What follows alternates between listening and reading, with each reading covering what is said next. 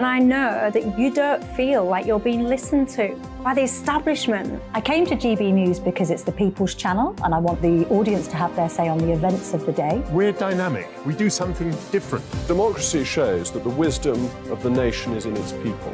I get to travel to find out what the story is from a personal perspective. The British people aren't fools. We know when we're not being told the full story. We've got to work out how Britain moves forward from this. Is the best country in the world. The establishment had their chance. Now we're here to represent your views. Britain's watching. Britain's watching. Britain's watching. We're proud to be GB News. The People's Channel. Britain's news channel. Hello, I'm Michelle Dewberry and you can join me every weekday 6 till 7 on Jubes and Kerr. You're an inspiration to us all. Clip that bit up. Well, you are. That's my ringtone. My political ambitions those days are gone, I can tell you. She's only teasing. Go on. He's probably going to want to lay down now. I'll give him 2 minutes to have one. Let's respectfully disagree. That's what we like on Jubes and Kerr. Come and join us. GB News, the People's Channel. Michelle Dewberry, weekday evenings at 6 o'clock. Start the day with GB News. We catch up on all the big stories you didn't hear the night before. And take a look at what the world's talking about this morning. That's right, Monday to Thursdays from 6 o'clock. It's Breakfast with Eamon and Isabel. Straight after breakfast, join us, Bev Turner and Andrew Pearce. We're going to take you through till noon. We'll be tackling the big topics of the day, including the things that the other channels just won't talk about. If it's happening here. Wake up to mornings on GB News, the People's Channel. Britain's news channel. I'm Simon Evans. Join me on GB News for Headliners at 11 p.m. What's the scoop? I'll be joined by 2 of the country's top comedians. That's right. As we take a look at tomorrow's newspapers tonight. We're going to get into trouble. If it's a big story, we'll be covering it. Spill some tea on him. There we go. But we'll also have some fun. I wouldn't stick up a bank.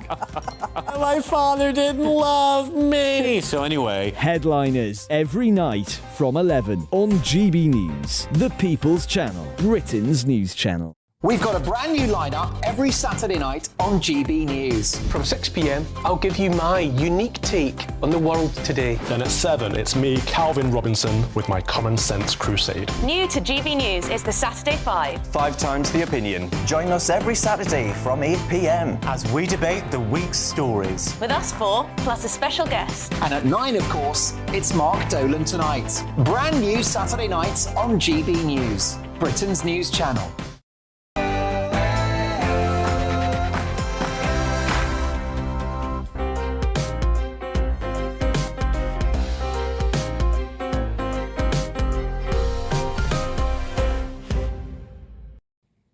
Good morning and welcome to Sunday with Arlene Foster. 2 hours of good conversation on arts and entertainment. Coming up on the show, we'll be reflecting on Joe Biden's 4-day visit to the island of Ireland. I want to ask, is the US president an honest broker when it comes to politics in Northern Ireland? Back on the mainland, we'll be looking into the travails of the Scottish Nationalist Party. The revelations are coming thick and fast. Could they derail the party leader of just 2 weeks, Humza Yousaf? And with Conservative MP Bob Seely, I'll be discussing whether Macron's comments in China could damage the relationship between Europe and America. Later in the show, I'll be joined by the wife of Russian dissident and pro-democracy activist Vladimir Kara-Murza, who faces 25 years in a penal colony for criticising the war in Ukraine. Plus, we'll review a new and somewhat darker production of Noel Card's famous play Private Lives with our arts critic Stefan Kyriazis. All that to come after the headlines with Aaron Armstrong.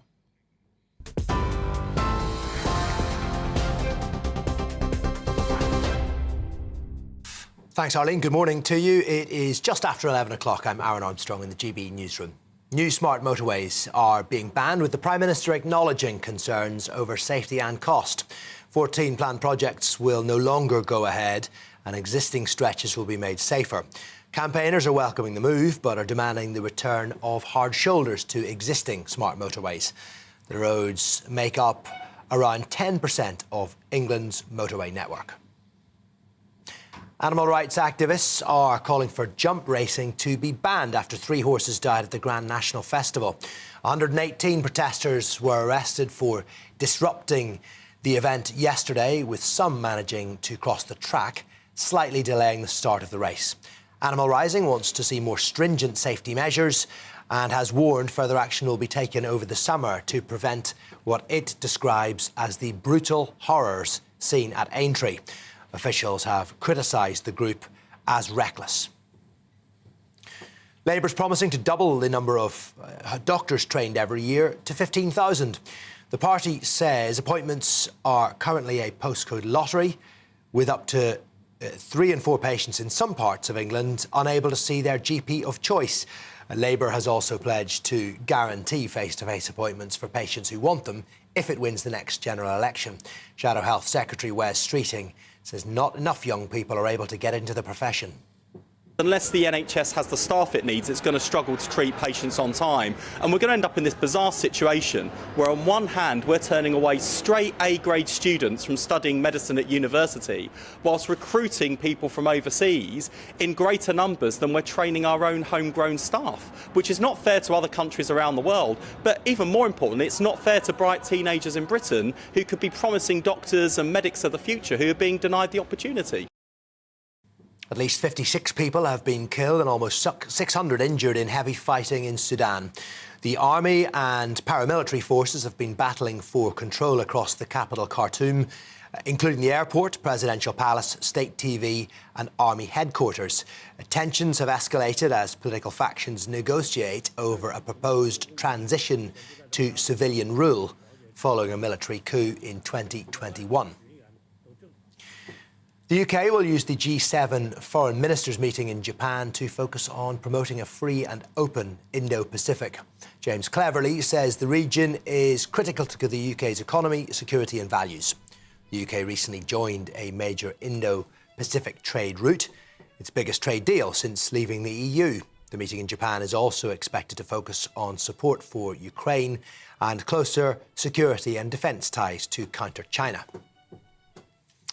And thousands of armed forces veterans and NHS workers will get to watch the coronation in front of Buckingham Palace. They'll have a special view of the key moments on the 6th of May, including the processions, the appearance of the royal family on the famous balcony, and a flypast by the armed forces. 3,800 seats will be available in the grandstand at the Queen Victoria Memorial for public servants as a mark of the nation's profound gratitude. This is GB News, more as it happens, but now it's back to Arlene.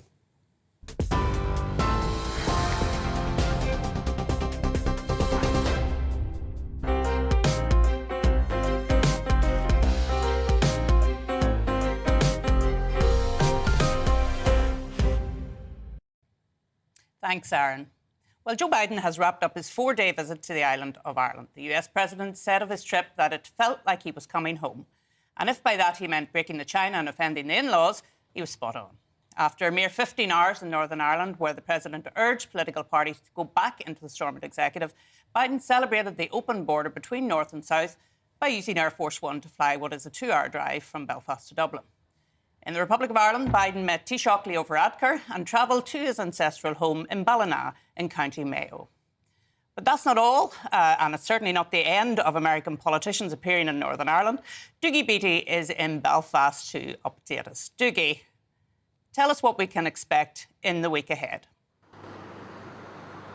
Well, hello and good morning to you, Arlene. I'm outside Queen's University in Belfast.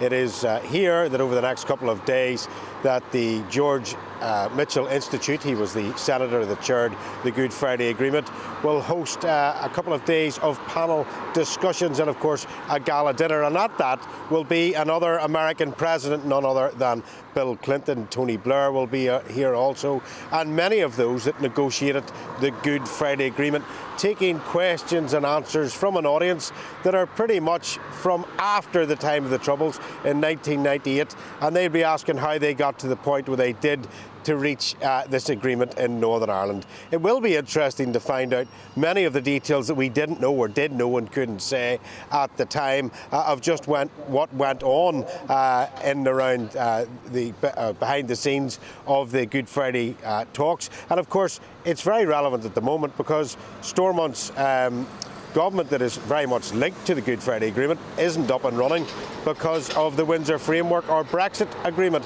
and that will be interesting to see just how or what sort of advice will be handed down to the politicians of nowadays. Jiggy in Belfast, thanks very much. I'll be there tomorrow at Queen's University in Belfast, so I look forward to seeing you then. Well, has Biden's trip done anything to advance political cooperation in Northern Ireland? To discuss that, I'm joined by Henry Hill, Deputy Editor of Conservative Home, and Kevin Craig, who is a former Labour councillor and CEO of the communications firm PLMR. Kevin, if I turn to you, we heard there that George Mitchell is coming back to Belfast, an American who has given a huge amount of his energy, time, to Northern Ireland and to the peace process. We're told it's probably going to be his last visit to Belfast, and of course that'll be a celebration this week. But what did you make of President Biden's brief visit to Northern Ireland? Well, I watched the President's visit both as a proud British citizen and a lover of this country and as a proud Irish passport holder. I saw a man very proud of his Irish heritage. I thought he made a speech where he was very clear not to be seen to be interfering in the politics of Northern Ireland.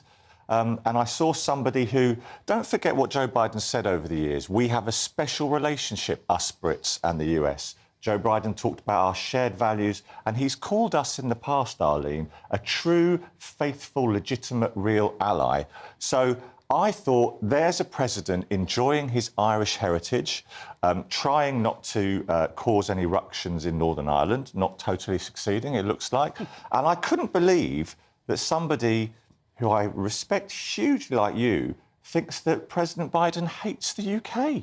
Well, I think there's plenty of evidence for that, Kevin, Yeah. and I could go through a lot of the evidence here, but I'm sure Henry has a view on this as well. Henry, what have you got to say about all of that?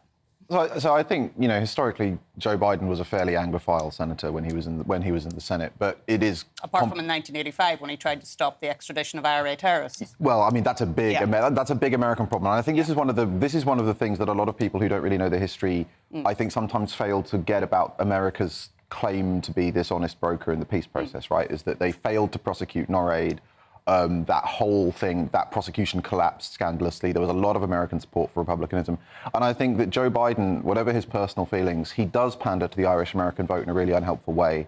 America has this role of special representative to Northern Ireland, and he has appointed an outspoken supporter of Irish republicanism to that position, which is supposed to be something that tries to bring unionists and nationalists together. So I think that given the role that America claims to want in the peace process, it doesn't necessarily conduct itself in a way that would befit a responsible power with that role.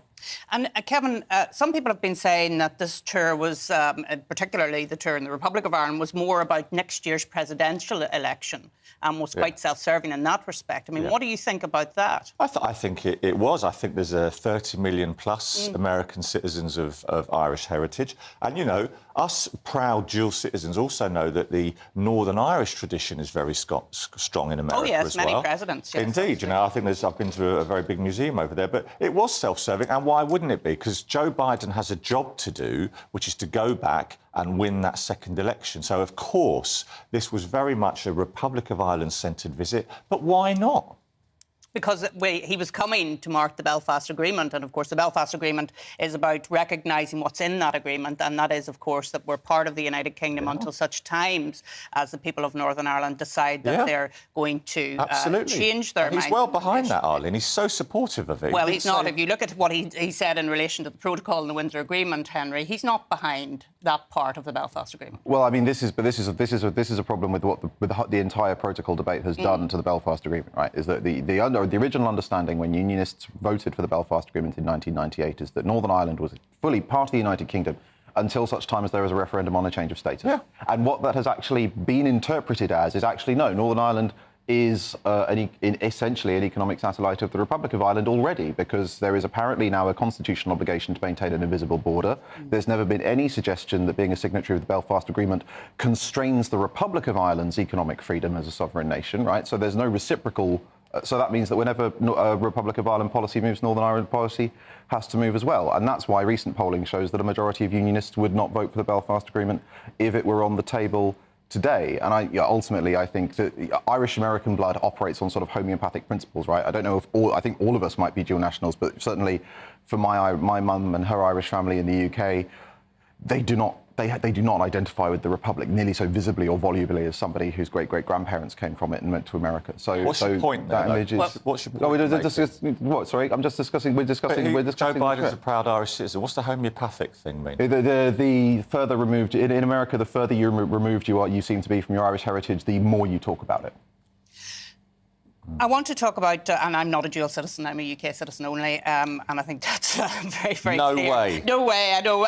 Just had to make sure that everybody understood that. I wanted to talk a little bit wider now about Biden's role across the world, because we've seen recently some changes in attitude. I mean, if you look at what's going on with Macron at the moment, and we're going to discuss that later on in the show, and his attitude towards America. And I think he said Europe must resist the pressure to become American followers. What do you think he means by that, Kevin? Well, I thought it was really interesting because we've had this thread of kind of which could be seen as anti-USA rhetoric from France before. You know, famously de Gaulle was a really quite contrary in his approach to the United States. I was very surprised. I think Macron's reined back a bit on his absence to mention Taiwan in the speech in China, and I'm surprised. I mean, I think it's important that France and the USA, as well as other NATO partners, work very closely together in all our interests. So, I was very surprised by his remarks. But is this sort of Macron trying to say, I want Europe to be a third superpower? There's America, there's China. I want Europe to be very much on the stage as well. Well, you know, let's be very neutral about it, because I say this as somebody who wasn't supportive of Brexit. Macron has probably got one eye on the fact there's quite a lot of polling suggesting that some other European nations now are thinking about, people are thinking about leaving the European Union. He probably wants to try and stop that. But I don't think he should try and suggest that Europe's a world superpower. It's not. It's a combination of nations. Yeah. And I think he'd be badly advised to do that. And in terms of the withdrawal from Afghanistan, famously, the Americans didn't inform the UK beforehand, their ally in Afghanistan, that they were going to do that. So that was the first indication that there was a problem on the world stage there. I mean, how do you rate President Biden on the world stage in terms of its foreign policy objectives? I mean, I think he's been much better than Donald Trump. That's a low bar to clear, obviously, but I think, nonetheless, one of the things that did happen under the Trump presidency is that Trump kind of voiced concerns that American voters have, especially with regards to things like European defence, which other presidents haven't. And that's something that countries are having to address. And I actually think, personally, we could learn a bit from France about having a slightly sort of standing up for ourselves a bit in our relationship with America. Every time I hear British politicians talking about the special relationship, it is slightly cringe. But it is also a reality that France has talked to this game for a long time. They've never really managed to put meat on the bones because Europe is simply not equipped to be a superpower. There's no sign of the political will. There's no sign of the will to invest in the military. Well, you say that, but Macron has been very clear that he would like Europe to take that route. Well, sure, but France has always wanted that. And in fairness to France, France is a Marshall state in the same way that the United Kingdom is a Marshall state. But it's the only one. Germany kind of half is, but for historical reasons is deeply reluctant to kind of fulfill that role. And now you have some Eastern European nations investing properly in defence, but that is exclusively a Russia defence thing, and there's no question of them putting those forces under European. But there's no sense in which the European Union collectively, including its wealthier northern European nations, who would have to pay for it, are prepared to create the kind of military infrastructure that would be necessary for Europe to be a quote-unquote third power. Yeah, and I mean, I was reading Jeremy Cliff in the New Statesman, and his piece on this said that Joe Biden said America is back, so why are their foreign allies going their own way? I mean, this is something that concerns the right of British politics, but also the left of British politics as well, Kevin. Do you think? Yeah, I think it does. I mean, I think where I think Henry was very articulate is that Joe Biden has been much better on foreign policy than Trump. I think he's an internationalist. He's committed. Well, I think we do have shared values with the United States. I do think. I don't think there's any doubt about that. Yeah, and well, Boris said, "Oh, stop talking about the special relationship." I think we've got shared values. And Liz Truss said, "Is France our ally?" In one of her great stateswoman-like interventions, "Is France our ally?" Yes, they are, and I think we should stay closer together with our major allies, including the States and France. And I hope that continues. But I think the point is, Kevin and Henry, I'll finish with you. I mean, just because we need to have allies, and of course we do have allies in Five Eyes and in our security and defence realms, doesn't mean that we have to have this so-called special relationship, does it? No, I think you can have a perfectly honest and respectful and collaborative and useful alliance with the United States that doesn't involve sort of desperately pretending that you're special, which is sort of this kind of cope that some British politicians have, and take a slightly clearer view of your own interests. But I think ultimately the reason America's allies are going their own way is, whatever Joe Biden's merits, America elected Trump last time. They may elect Trump again. You need long-term stability in foreign affairs. If you think you're going to get another isolationist American president, you have to hedge against that possibility, whether you want to or not. Well, let's end on consensus around that. Kevin and Henry, thank you so much for joining us. And we're going to now move to talk about that foreign deal in France, of course. And undeterred by his failure to persuade Donald Trump not to leave the Iran nuclear deal and his failure to stop Vladimir Putin invading Ukraine, remember that, the French president this week jetted off to China to see if he could persuade Xi Jinping, never get it right, to play nice on the world stage. But the French president caused a lot more concern back in Europe and America than he did in Beijing. As he flew out of the Chinese capital, Macron told reporters that Europe must avoid getting dragged into crises that are not our own.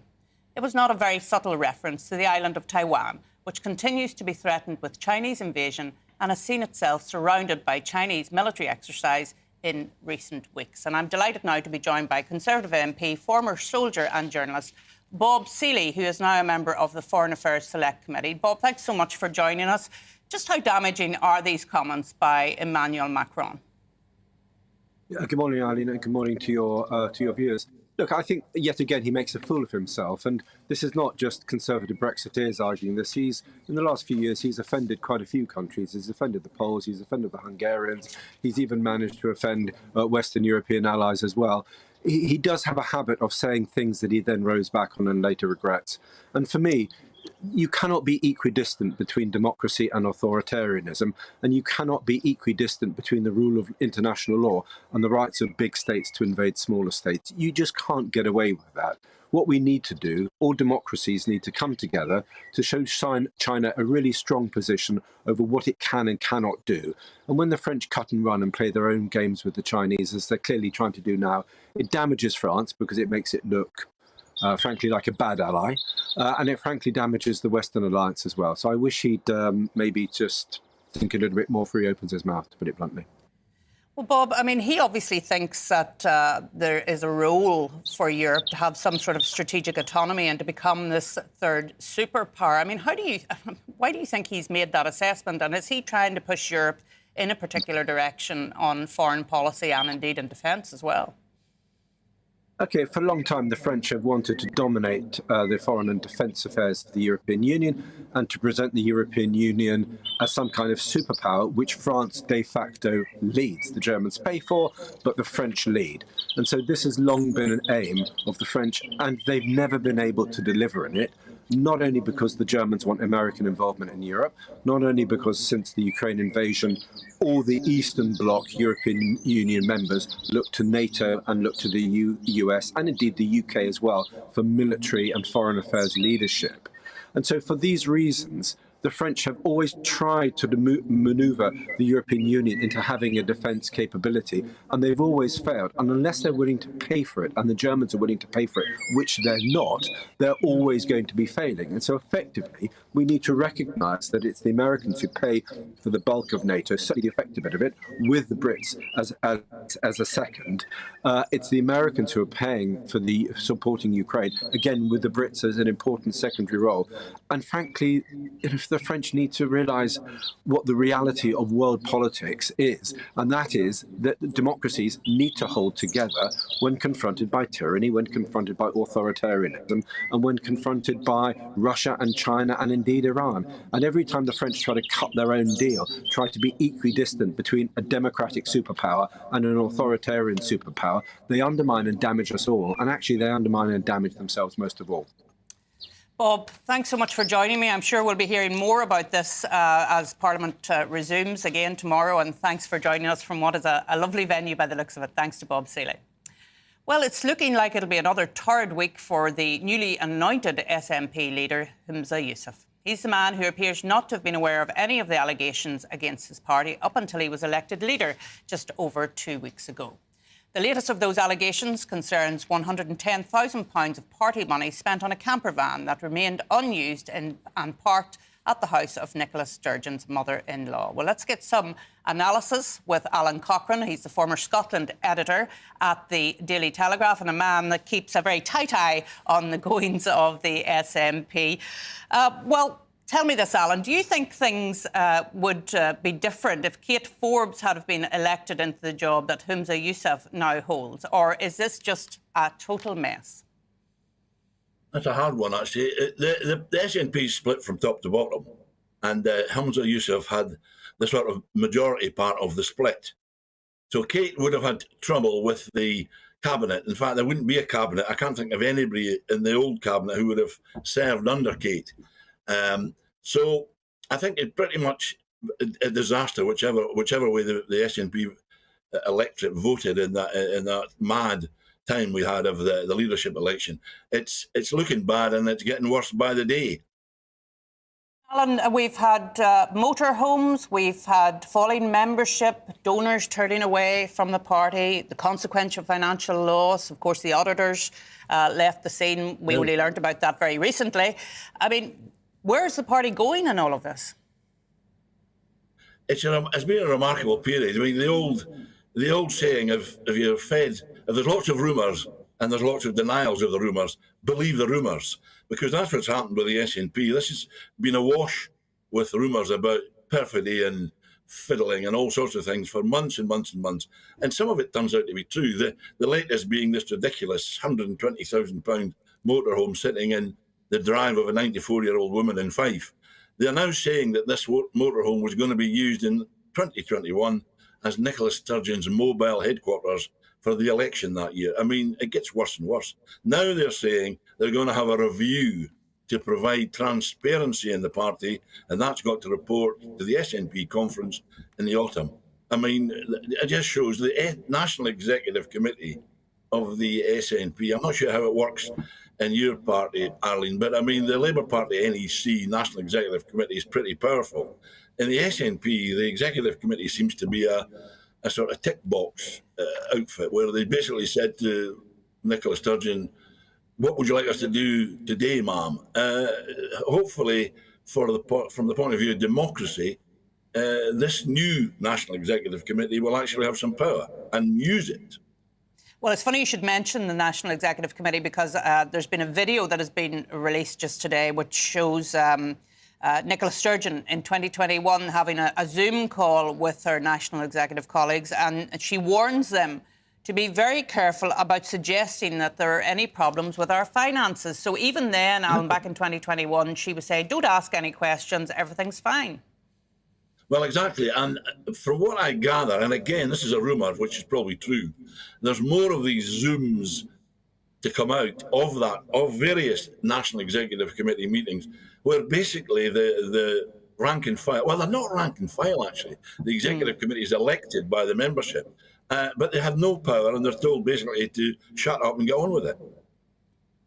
And Alan, you've been writing about the SNP for a long time now. They've been in power, of course, for a long time as well. However, there's been very little attention paid to actually what is happening in Scotland. And let me read you something from the New Statesman editorial this week, and it says, Scotland has serious problems. Its life expectancy is the lowest of any European country. Its drug death rate is the worst in Europe. And its schools have fallen to record lows in international league tables, not to mention what's going on with the Scottish Health Service, which is in permanent crisis. Why is nobody talking about those issues? Well, the reason that, well, I don't know if you're right when you say nobody. I don't think anybody, I think you mean by nobody in England. Yeah. The London media are very bad on reporting Scotland. They used to send reporters up, high-class reporters up to talk to Nicola Sturgeon and basically say to her, have you anything to say to us, Your Majesty?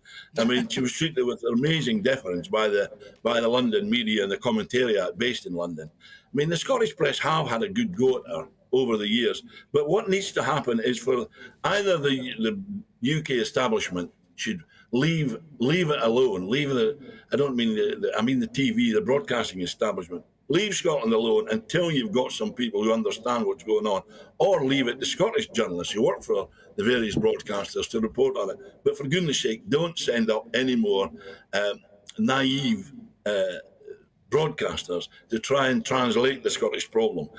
The list you've just read out is appalling. The record of the nationalists is astonishingly bad on every field you could name, and yet, for some reason, we in Scotland, I include myself, have had a real go at the nationalists, but the UK media, based in within the M25, hasn't a clue what's going on in Scotland.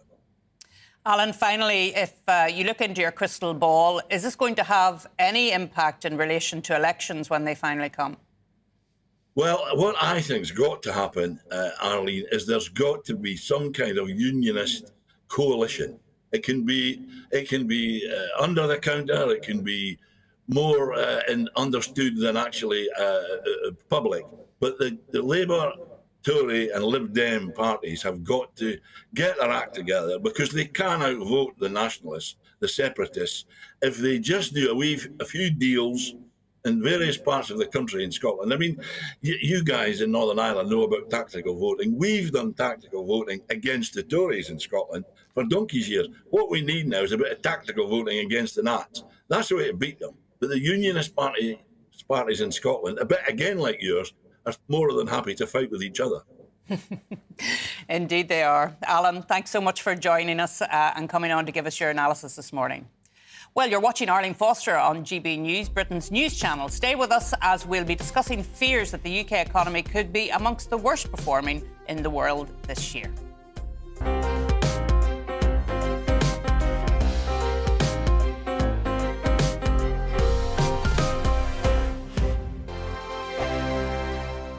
It's all about family, being in people's living rooms, all the interaction and getting to know who our viewers and listeners are. When I was young, my dad used to say, Nana, stop arguing. I wanted an outlet that would enable me to give my opinion. People are going through a really hard time right now, and I know that you don't feel like you're being listened to by the establishment. I came to GB News because it's the people's channel and I want the audience to have their say on the events of the day. We're dynamic. We do something different. Democracy shows that the wisdom of the nation is in its people. I get to travel to find out what the story is from a personal perspective. The British people aren't fools. We know when we're not being told the full story. We've got to work out how Britain moves forward from this. It's the best country in the world. The establishment had their chance. Now we're here to represent your views. Britain's watching. Britain's watching. Britain's watching. We're proud to be GB News, the People's Channel. Britain's news channel. Hello, I'm Michelle Dewberry, and you can join me every weekday 6 till 7 on Jubes and Kerr. You're an inspiration to us all. Click that bit up. Well, you are. That's my ringtone. My political ambitions those days are gone, I can tell you. She's only teasing. Go on. He's probably going to want to lay down now. I'll give him 2 minutes to have one. Let's respectfully disagree. That's what we like on Jubes and Kerr. Come and join us. GB News, the People's Channel. Michelle Dewberry, weekday evenings at 6 o'clock. Start the day with GB News. We catch up on all the big stories you didn't hear the night before. And take a look at what the world's talking about this morning. That's right, Monday to Thursdays from 6 o'clock. It's Breakfast with Eamon and Isabel. Straight after breakfast, join us, Bev Turner and Andrew Pearce. We're going to take you through till noon. We'll be tackling the big topics of the day, including the things that the other channels just won't talk about. If it's happening here. Wake up to mornings on GB News, the People's Channel. Britain's news channel. I'm Simon Evans. Join me on GB News for Headliners at 11 p.m. What's the scoop? I'll be joined by 2 of the country's top comedians. That's right. As we take a look at tomorrow's newspapers tonight. We're going to get into trouble. If it's a big story, we'll be covering it. Spill some tea on him. There we go. But we'll also have some fun. I wouldn't stick up a bank. My father didn't love me. So anyway, Headliners every night from 11 on GB News, the People's Channel, Britain's news channel. We've got a brand new lineup every Saturday night on GB News. From 6 p.m, I'll give you my unique take on the world today. Then at 7, it's me, Calvin Robinson, with my common sense crusade. New to GB News is the Saturday 5. 5 times the opinion. Join us every Saturday from 8 p.m. as we debate the week's stories. With us 4, plus a special guest. And at 9, of course, it's Mark Dolan Tonight. Brand new Saturday nights on GB News, Britain's news channel.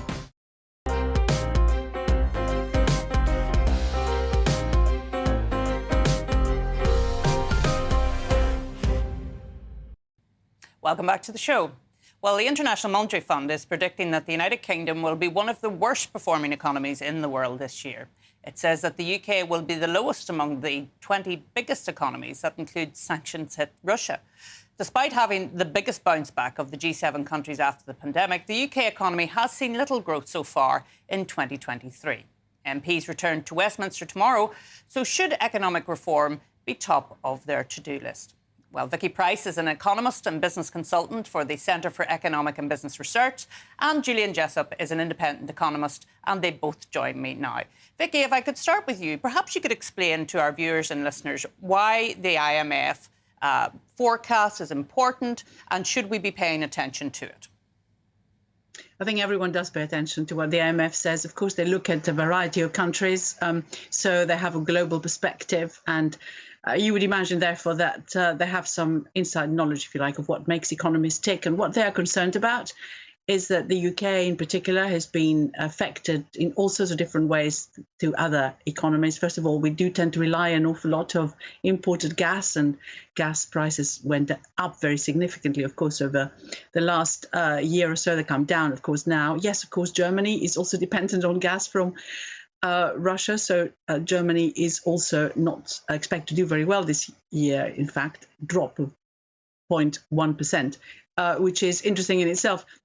In addition, though, what the IMF think is that we've got skill shortages, staff shortages, which have led to higher costs for businesses. And we've also, as a result, have had higher inflation, and interest rates are staying higher than would otherwise be the case. So all this is bringing, this slowdown in the economy again after, indeed, the bounce back that you mentioned.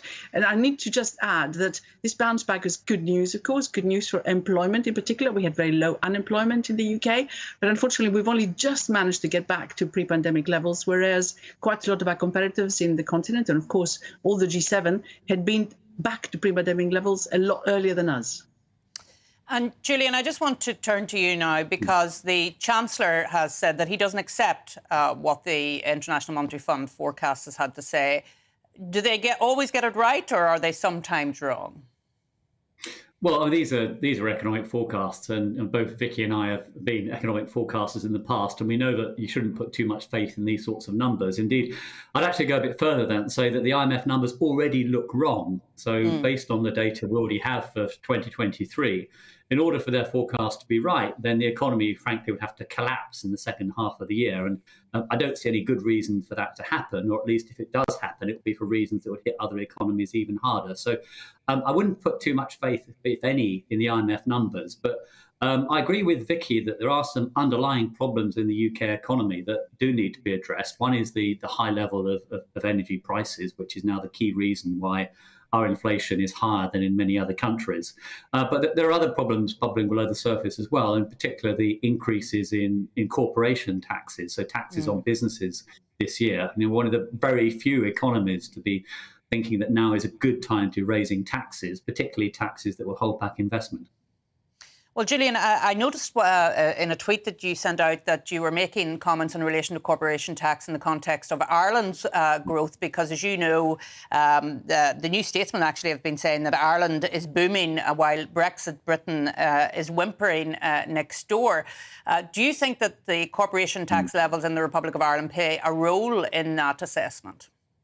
Well, I mean, first of all, that New Statesman article is one of the worst articles, the worst piece of data analysis I've seen for many, many years. It makes the basic error of taking the headline Irish GDP numbers seriously. And this is quite a technical issue, but the key point is they're distorted by the activities of multinationals. So even the Irish themselves don't believe those numbers. They present alternative figures. So the New Statesman analysis was completely misleading. The one thing it did get right is that Ireland has benefited from low corporate taxes, but even then, not as much as some of the headline figures suggest. If you look at household incomes and household spending in Ireland, they're still relatively low. So that has probably helped in some ways, but it hasn't necessarily fed through to higher household incomes and spending, which ultimately is what really matters.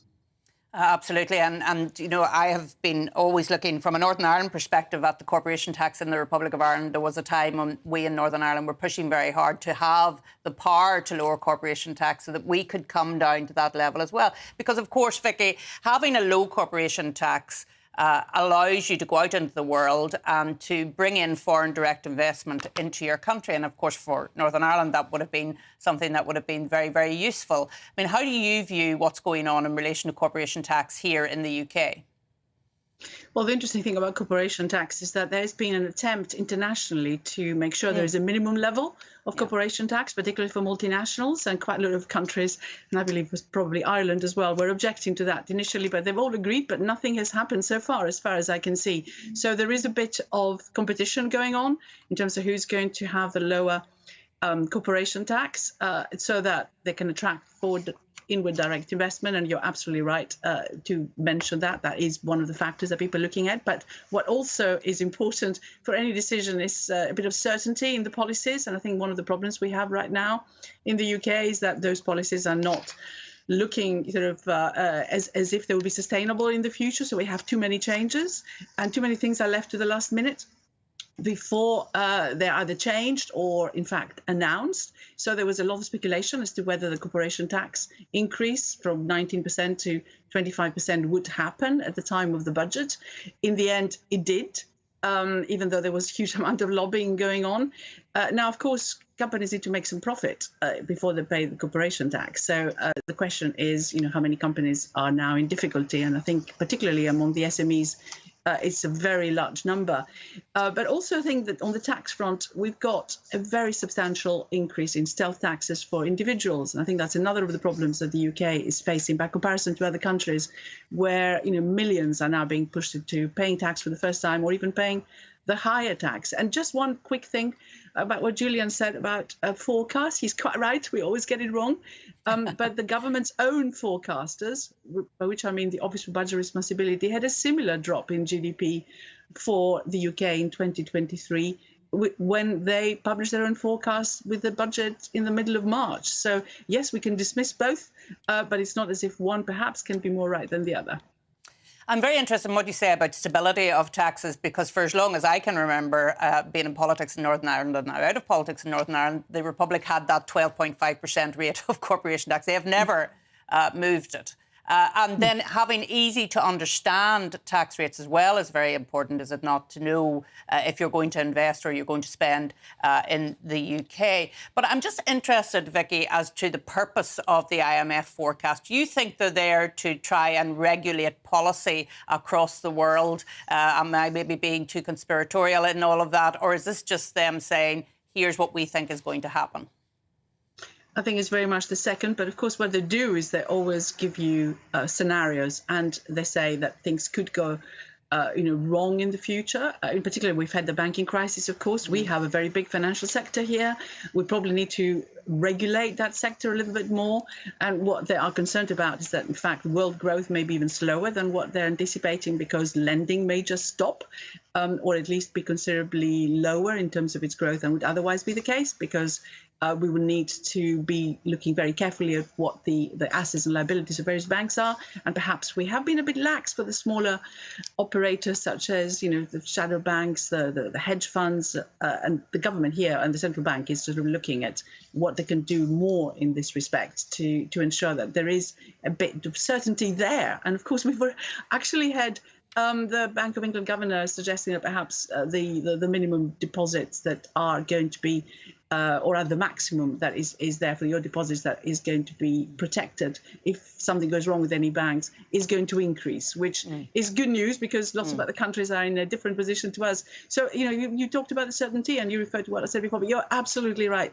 These are the sort of things that really matter. These are the sort of things that would attract investment. And you've seen what's going on the fintech side right now, things not looking too good. And the whole idea we're going to deregulate after Brexit and therefore have loads and loads more firms come and list here, particularly in the financial sector, seems to be something that perhaps isn't going to happen because of the conditions we're finding ourselves in.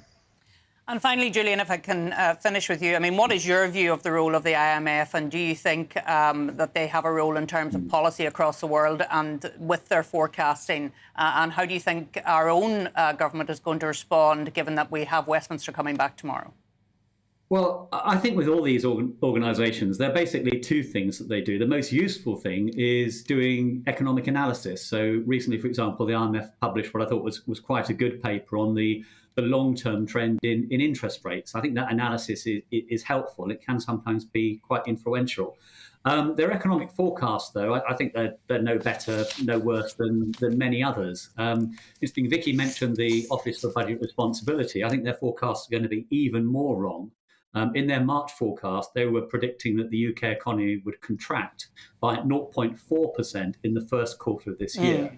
But based on the data we already have, it looks like it's going to expand by 0.2%. They're already out by perhaps 0.6%, which is a pretty big miss within just a month or two. So I think the danger is that you rely too much on these numbers. I think they're only guidelines, but if you set policy too rigorously on the basis of a single set of forecasts, particularly when we're talking about big decisions about tax and spend, which is how our fiscal rules are run, then you're at risk of getting into all sorts of doom loops and making massive policy mistakes. Well, Vicky Price and Julian Jessup, thank you so much for joining me and giving us your analysis on those IMF forecasts for the coming months. Well, this is GB News, Britain's news channel, and I hope you're behaving yourselves while you're watching at home, because after the break, we'll be joined by arts critic Stefan Kyriazis with his own take on the decline of audience behaviour in the theatres.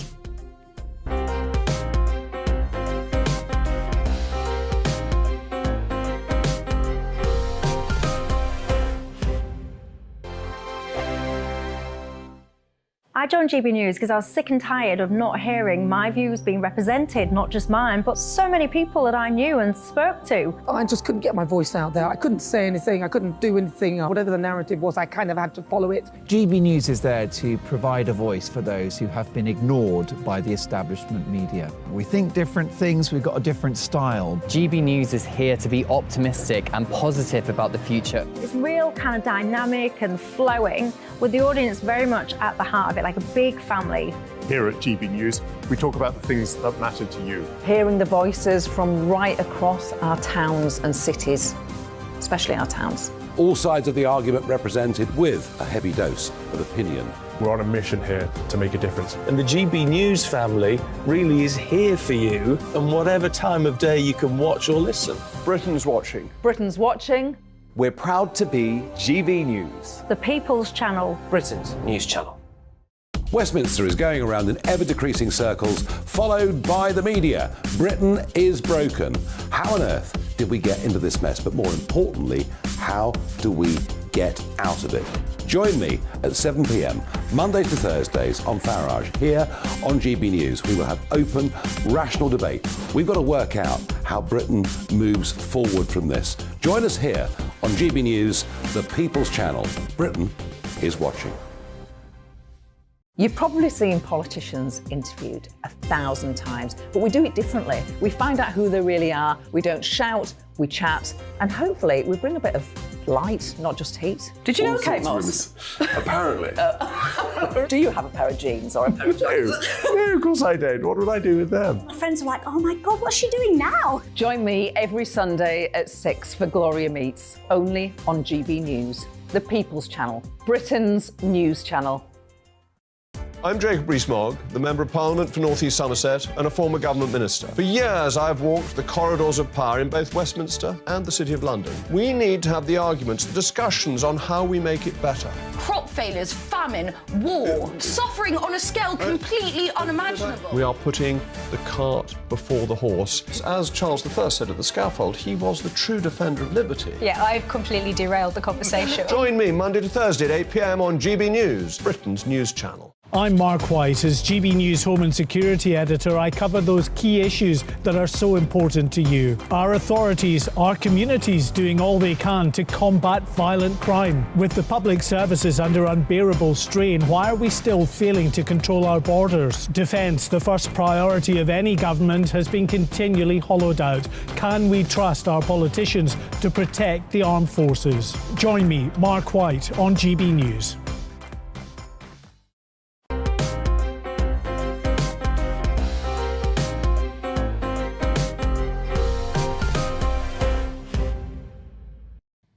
Welcome back to GB News. Now, if you've been charmed in the past by one of Noel Coward's plays, you might be interested in a new production of Private Lives that's playing at the Donmar Warehouse in London.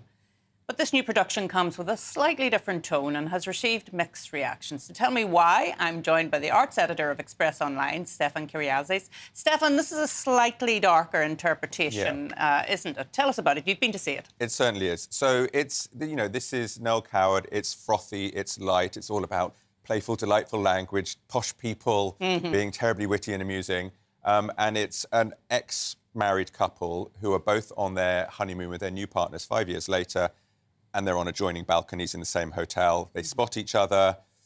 They always had a very explosive, combustible relationship, a little bit toxic, you might say. And they've both now settled for much nicer, simpler, sweeter people. Yeah. But the attraction is still there. So, yes, it's fun. There's an argument that Noel Coward always uses flippancy to hide, both these characters are hiding their inner pain and unhappiness, and that's absolutely true. But that's his style, it's sort of subtleness. It is, absolutely. This play doesn't really do much with subtle. Yes.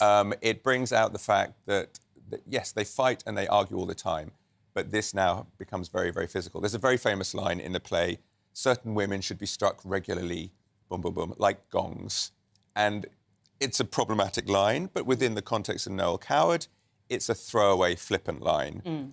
In this new context, the line received no laughs because we're already seeing that this play is positing that there's more somewhat violence, domestic violence going on, and the first act ends on an absolute eruption of violence. They are throwing each other across.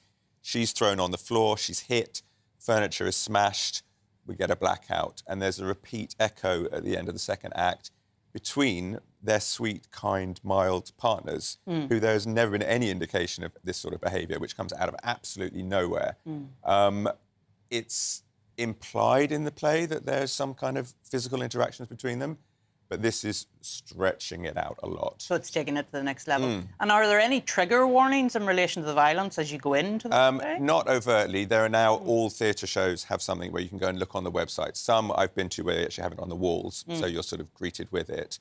I think it's safe to say from everybody's reactions, none of us were expecting that going in. I don't think anybody had any clue that this is where we were going this time. And I don't think it's been terribly well received at all. Yeah. So I asked about the trigger reactions, of course, because that's now the done thing with plays. You have to warn people that they may be offended by something that is spoken. And here we have domestic violence, frankly, on the stage. Yep, very, very visibly on the stage. Yeah. And, of course, this comes off the back of last year's production of Oklahoma, which you went to see as well. Tell us about that. Remind us about it. Again, I'd say Private Lives, there seems to be an agreement that this is perhaps really not worked, and it just isn't. It isn't in the text. Oklahoma absolutely divided people. People raved about it. People loved it. Other people left in outrage during the show. I did not, but I did not love it. And again, they've completely changed a show that is basically an exciting, uplifting, euphoric number into something again about violence, the ugliness of the human spirit, the desperate dark side of frontier life. And it has a blood-soaked ending. And again, for me, I think we were going to mention that this idea of, should James Bond be a woman? It's the same kind of idea. How far can you take something before it becomes something else entirely? So we have a lot of classics being reworked. I mean, I think I know the answer to this, but why? Why? Why are people doing this? I think, you know, I have lots of colleagues that are certainly, they're always excited to see something new, try something new. Sure. And there are, you know, there's a hugely positive argument about gender-blind casting, colour-blind casting, teasing out different strands, setting things in the modern day to reflect. That's all very, very valid. But you can only, I would just argue, you can only take things so far. It has to be in the source material originally. And talking about taking things a little bit too far, we hear that there's been more disruptive audiences, this time up in Manchester. What's going on? Yeah, this was a little while ago. This was two ladies that were taken out of a theatre and filmed, so it's become a kind of social media sort of viral thing as well. They were singing very, very loudly. Apparently, they'd been repeatedly asked to stop. And it reached the end of the show. It was The Bodyguard. Big number, I Will Always Love You. They stopped the entire show, dragged them out, asked them to leave, and did not restart the show, which is also quite shocking. There's also anecdotal comments now from other audience members claiming that they were also dragged out. There's one lady that's saying that she and her husband were taken out of the show simply because he put his hands in the air with excitement. I struggle to believe that, but there now seems to be a massive divide over what people believe is acceptable and how to behave. Well, I suppose it's not a karaoke night. I mean, you are going to watch a performance. So if you're interrupting other people's enjoyment of the performance, then possibly you should be removed. Well, Brenda Edwards, who's about to go into We Will Rock You this summer, made the very good point that she is a trained singer, but she is there to see somebody else singing. And we've got the show coming up. The Bristol Hippodrome has just put up an announcement in advance for audience members, politely asking them to enjoy the show, but to not sing and to allow the performers and allow everybody else to enjoy the performers on stage. So this is where things are going at the moment. A lot of shows, I think Moulin Rouge in London now has an announcement before the show as well. It's moving in this direction. Theatres are in a very difficult position. They don't want to look like they're policing and oppressing. But also, I know people that are saying, I've had too many bad experiences. I don't want to go back again. I've spent all this money. And someone next to me... Yes, and going to the theatre is quite an expensive night out. Very expensive. But I wanted to very briefly touch on the English National Opera as well, because they've been offered some money to move out of London, Stefan. But what's going on there? What is going on? No one is entirely... No one is completely quite sure. So they had all their arts funding cut last year, which caused a huge kerfuffle. They ended up going to Parliament and a lot of media coverage. Then they were given 11 million as a kind of stopgap, but they have been told they have to leave London. And this is part of the Arts Council broader mission to increase funding outside London and reduce inside London. And the English National Opera has become the kind of symbol flashpoint for this. They've now been offered another 24 million, but that they can apply for. So it's not a guaranteed. So they've got 11.5 for this year, possible 24 for the following 2 years, to facilitate a move to have an outside London base, but still put on performances at the Coliseum in London, which sounds like they're going to have to pay for 2 bases, lots of travel, lots of inconvenience. It's very expensive to set up a new base. No one knows where this base is going to be still, or why, or where needs another opera base. There are various regional opera companies already and touring opera companies. So there's been comments from Equity saying they're going to keep fighting for London and for all the London workers. Yeah, well, it's like this, Stefan. It always sounds like a good idea to do these things, but there are always big issues, particularly if you have such an institution like this that has always been based in London. Stefan, thank you so much for joining us. You're watching Arlene Foster on GB News, Britain's news channel, and we'll be back at the top of the hour with more debate and conversation, including on national parks and dark skies. We'll also be joined by the wife of a Russian opposition figure who could be sentenced to 25 years in a penal colony for criticising the war in Ukraine. So stay with us. Hello there, I'm Craig Snell. Here's your latest forecast from the Met Office. Well, as we go through the week ahead, plenty of dry weather on offer. Always the best of the temperatures out towards the west. So here's the situation at the moment. We've got high pressure beginning to build across the country, but these weather fronts will be a focus of some cloud and some outbreaks of rain as we go through the next 24 hours. So looking into detail for this afternoon, plenty of cloud around across the country. Best of the brightness down towards East Anglia, South East England, also Northern Ireland, the far north of Scotland too. But in the sunshine here, we could just see a few showers develop, but also temperatures rising to around 17 or 18 degrees. So feeling pleasantly warm here. Under the cloud, temperatures around par for the time of year. Into the evening, still lots of cloud around, and the cloud thick enough in places to produce some light outbreaks of rain and drizzle, and overall quite murky over any high ground if you're travelling overnight. Still some clear spells around across southeastern England, but more especially for northern Scotland. So here locally chilly, but for most of us temperatures not falling much lower than 7 or 8 degrees. So a grey start to the new working week on Monday, plenty of cloud around.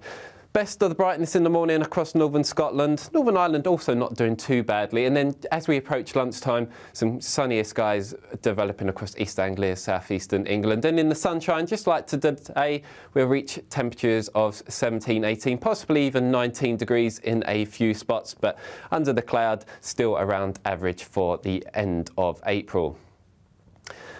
Into the evening, the cloud will then eventually melt away across some other parts of the UK, and that will set us up for a much brighter day across the country on Tuesday. Still some cloud around, but more in the way of sunshine. That will help lift temperatures up to around 17, 18 degrees more widely. And then Wednesday, Thursday, very similar, with temperatures still around average for April.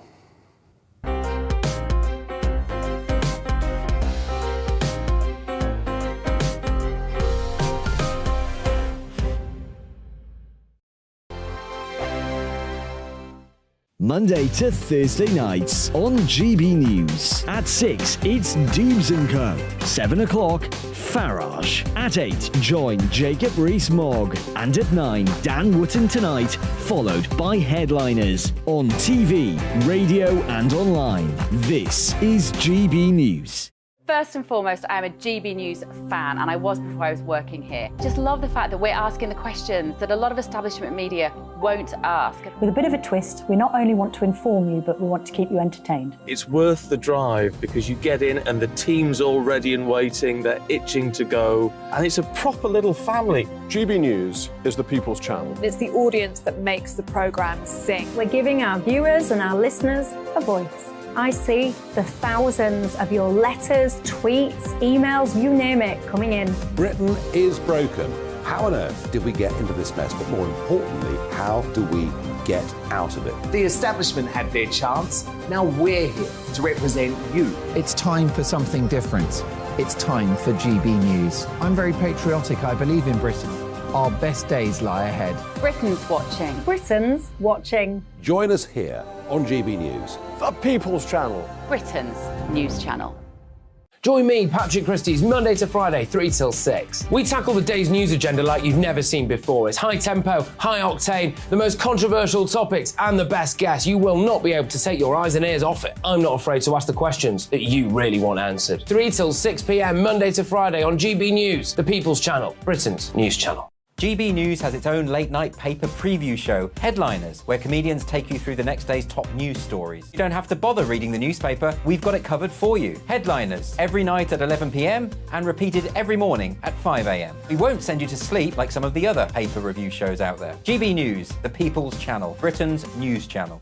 Join me, Camilla Tominey, on Sunday mornings from 9:30, taking the politicians to task and breaking out of SW1 to see how their decisions are affecting you across the UK. Bursting the Westminster bubble every Sunday morning, only on GB News, the People's Channel. Britain's watching. Hello, I'm Calvin Robinson. Do not miss my Common Sense Crusade Saturdays at 7 p.m. Join me for some in-depth discussions on faith. Is that not the start of the slippery slope? It's very much so. And the big moral questions of the day. I'm baffled. You've got some nerve. Only on GB News, the People's Channel, Britain's news channel. I'm Andrew Doyle. Join me at 7 o'clock every Sunday night for Free Speech Nation, the show where I tackle the week's biggest stories in politics and current affairs with the help of my 2 comedian panellists and a variety of special guests. Free Speech Nation, Sunday nights from 7 on GB News, the People's Channel, Britain's news channel.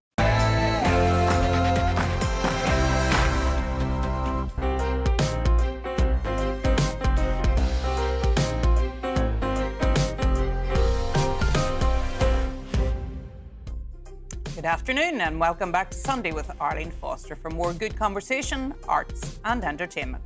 Coming up in this hour, we'll consider the value of Britain's national parks, the first of which was created 72 years ago this week. Coming from Northern Ireland, the only part of the UK not to have a national park, I want to ask what impact they have and what the landscape might have looked like if they were never created. We'll also be paying tribute to the legendary fashion designer Mary Quant, the woman who more than anyone else captured the spirit of 60s London.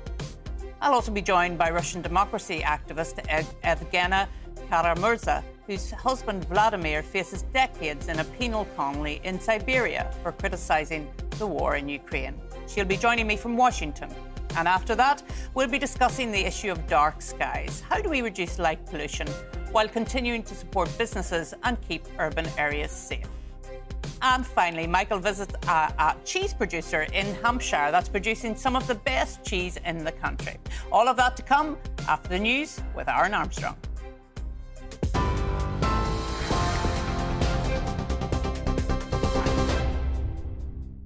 Very good afternoon to you. It's a minute past 12. Let's get you up to date with the headlines from the GB newsroom.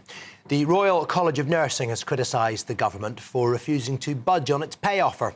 The Health Secretary has sent a letter to the union's leader this morning suggesting nurses should accept what he claims is a reasonable and fair deal. On Friday, members rejected a 5% pay rise and announced a 48-hour walkout that will start on the 30th of this month. The RCN's General Secretary Pat Cullen says with a depleted workforce, morale has been incredibly low for years and Steve Barclay's offer doesn't go far enough. Our members neither think it's reasonable or fair. It's a short-term approach that plugs a gap by giving them a one-off, what they've described as a bonus. That's certainly not going to address the fundamental crisis that we've got within our nursing profession or within the NHS. Meanwhile, Labour's promising to double the number of doctors trained every year to 15,000 if it wins the next election. The party says appointments are currently a postcode lottery, with up to 3 in 4 patients in some parts of England unable to see their GP of choice. Labour has also pledged to guarantee face-to-face appointments for patients who want them. Shadow Health Secretary Wes Streeting says more opportunities are needed to enable young people to enter the profession. Unless the NHS has the staff it needs, it's going to struggle to treat patients on time. And we're going to end up in this bizarre situation where on one hand we're turning away straight A-grade students from studying medicine at university, whilst recruiting people from overseas in greater numbers than we're training our own homegrown staff, which is not fair to other countries around the world. But even more importantly, it's not fair to bright teenagers in Britain who could be promising doctors and medics of the future who are being denied the opportunity. New smart motorways are being banned, with the Prime Minister acknowledging concerns over safety and cost. 14 planned projects will no longer go ahead and existing stretches will be made safer. Campaigners are welcoming the move but are demanding the return of hard shoulders to existing smart motorways. The roads make up around 10% of England's motorway network. Animal rights activists are calling for jump racing to be banned after 3 horses died at the Grand National Festival. 118 people were arrested for disrupting the event yesterday and slightly delaying the start of the race. Animal Rising wants to see more stringent safety measures implemented and has warned further protests will be taken over the summer. In a statement, the British Horse Racing Authority robustly condemned the action, adding it's investigating what caused the fatalities. At least 56 civilians have been killed and almost 600 injured as a result of heavy fighting in Sudan. The army and paramilitary forces have been battling for control across the capital, Khartoum, with both sides claiming to have taken the airport, presidential palace, state TV and army headquarters. Tensions have escalated recently as political factions negotiate over a proposed transition to civilian rule following a military coup in 2021. The UK will use the G7 foreign ministers meeting in Japan to promote a free and open Indo-Pacific. James Cleverly says the region is critical to the UK's economy, security and values. Britain recently joined a major Indo-Pacific trade bloc, its biggest trade deal since leaving the EU. The meeting in Japan, which gets underway tomorrow, is also expected to focus on support for Ukraine and closer security and defence ties to counter the threat of China. And thousands of armed forces veterans and NHS workers will get to watch the coronation in front of Buckingham Palace. They'll have a special view of key moments on the 6th of May, including the processions, the appearance of the royal family on the balcony and a flypast by the armed forces. 3,800 seats will be available in the special grandstand at the Queen Victoria Memorial for Public Servants, which the Culture Secretary says is a mark of the nation's profound gratitude. This is GB News. More as it happens. Now, back to Arlene.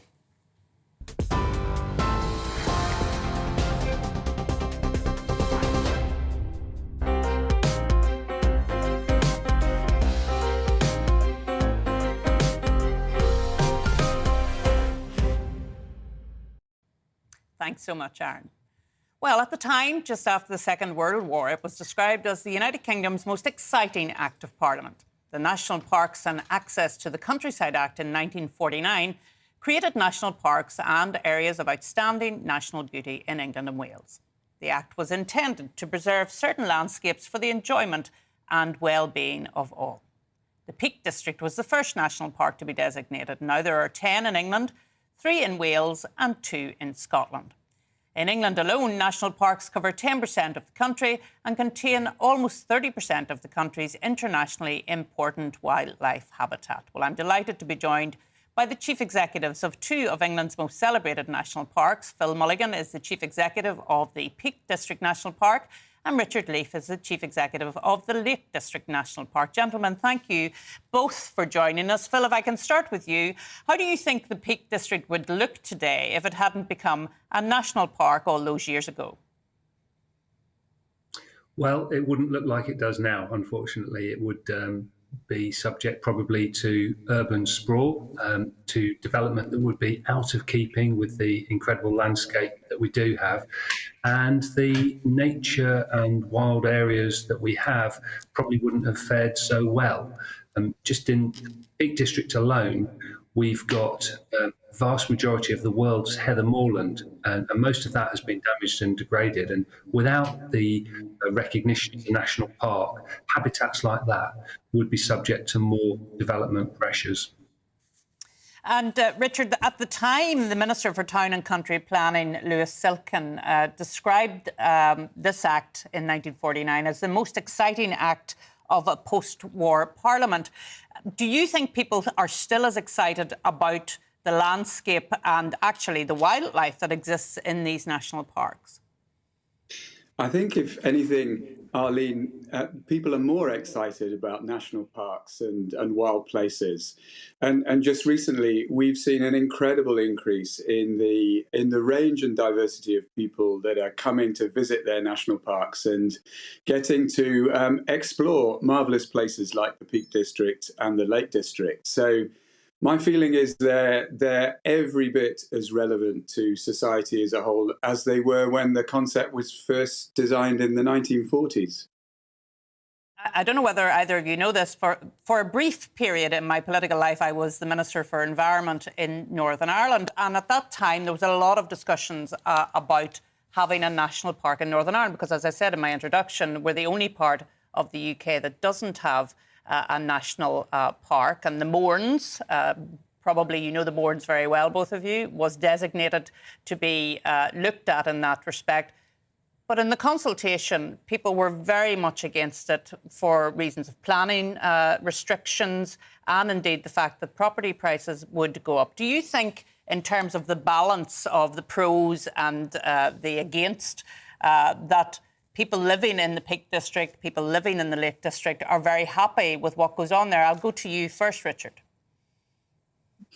Yes, I think on the whole they do. I think it's important to recognise that spaces like the Mournes, the Lake District, the Peak District are already much treasured landscapes in people's minds because of the areas that they are. They're beautiful areas, large tracts of semi-natural habitat, much loved by people who want to come and experience them and get out for a walk and be active in them. So you've got those pressures anyway, almost regardless of whether or not the area is a national park. So what being a national park helps do is manage those pressures and the things that happen as a result of them being very, very popular.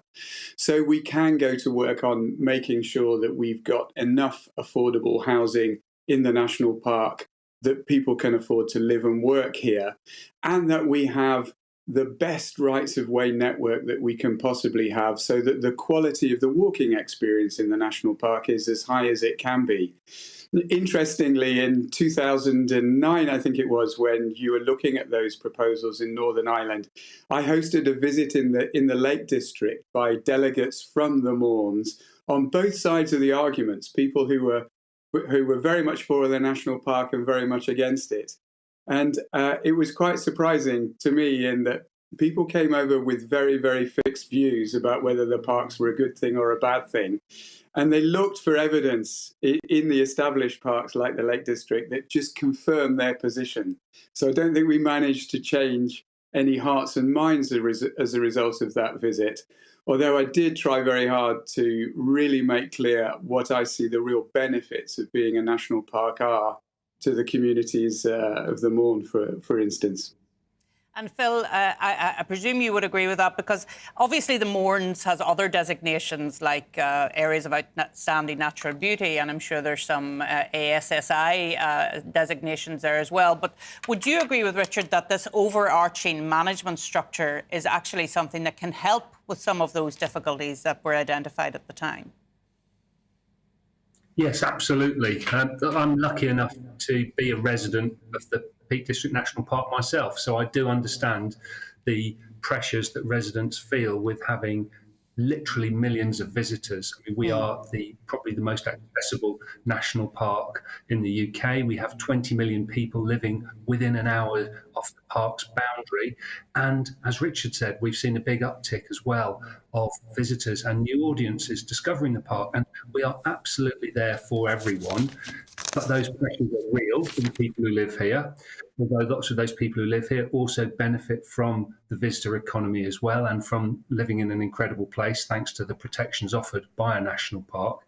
And as Richard said, it's absolutely vital that the national park authorities are there to manage those pressures, to facilitate, to coordinate, to get people together, to look at how everyone can come and enjoy these incredible landscapes, because they were designated for a reason. They were designated because they are amazing natural places that are there for the nation, and particularly the Peak District as the first national park.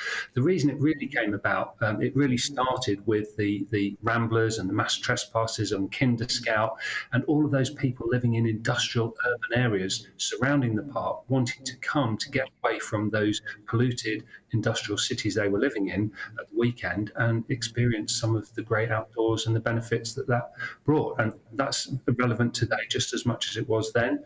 Of course, it's more accessible now as more people have private cars, and that is a pressure, and the Lake Districts as well will experience those sorts of pressures. And that's something we're working hard to try and address. It's not easy, but we can't stop people coming here. As Richard said, these people are going to come whether it's a national park or not.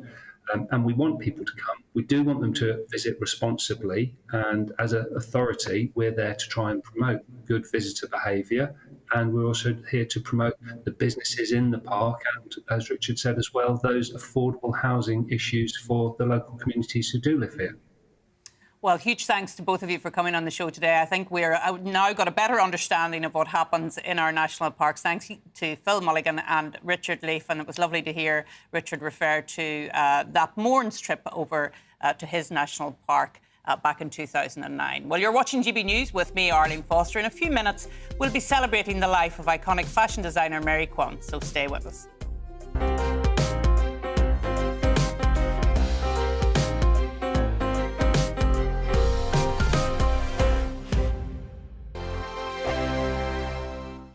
It's all about family, being in people's living rooms, all the interaction and getting to know who our viewers and listeners are. When I was young, my dad used to say, "No, stop arguing." I wanted an outlet that would enable me to give my opinion. People are going through a really hard time right now, and I know that you don't feel like you're being listened to by the establishment. I came to GB News because it's the People's Channel, and I want the audience to have their say on the events of the day. We're dynamic. We do something different. Democracy shows that the wisdom of the nation is in its people.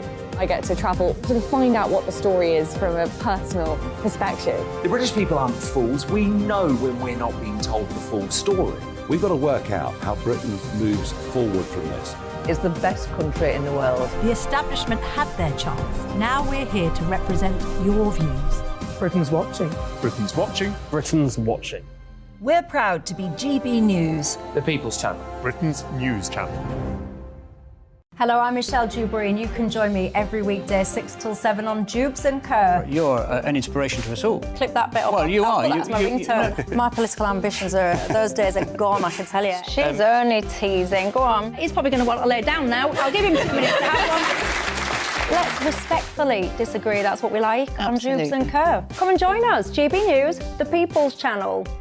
Michelle Dewberry, weekday evenings at 6 o'clock. Start the day with GB News.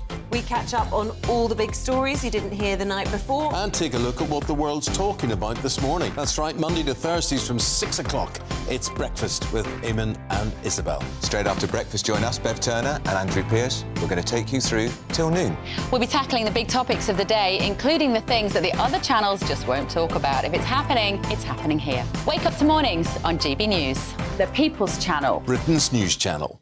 I'm Simon Evans. Join me on GB News for Headliners at 11 p.m. What's the scoop? I'll be joined by 2 of the country's top comedians. That's right. As we take a look at tomorrow's newspapers tonight. We're going to get into trouble. If it's a big story, we'll be covering it. Spill some tea on him.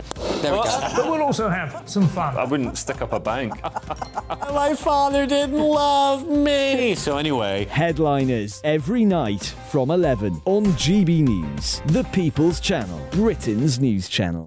We've got a brand new lineup every Saturday night on GB News. From 6 p.m, I'll give you my unique take on the world today. Then at 7, it's me, Calvin Robinson, with my Common Sense Crusade. New to GB News is the Saturday 5. 5 times the opinion. Join us every Saturday from 8 p.m. as we debate the week's stories. With us 4, plus a special guest. And at 9, of course, it's Mark Dolan Tonight. Brand new Saturday nights on GB News, Britain's news channel.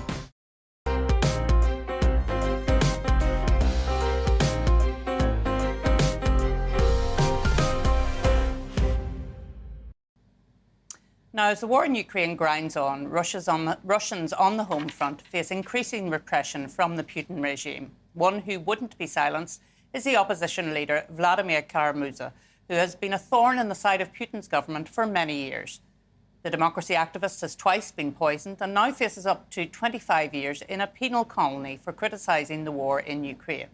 His sentence will be handed down tomorrow. And I'm very pleased to be joined by Vladimir's wife, Egvina, and I'm sorry for my pronunciation, and I hope I get better as this interview goes on.